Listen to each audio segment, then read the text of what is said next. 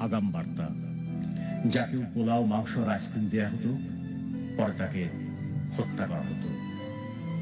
বোধহয় সারা দুপুর কেঁদেছিলেন। এরপর তাকে নিয়ে যাওয়া হয়। তাদের আসল টার্গেট ছিল আলতাফ মাহমুদ। একদিন তাকে পাশের ঘরে নিয়ে প্রথমে এলো পাতাড়ি পেটাতে থাকে।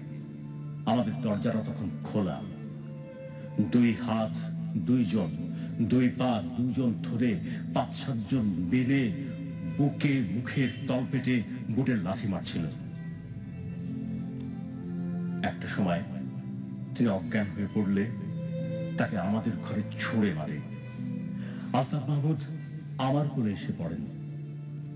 তখনই তার মুখ দিয়ে রক্ত বমি বের হচ্ছিল।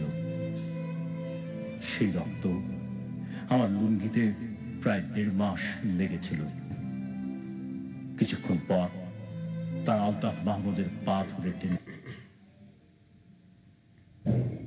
নিয়ে যায়। ওই অত্যাচারেই শহীদ হন আলতাফ মাহমুদ।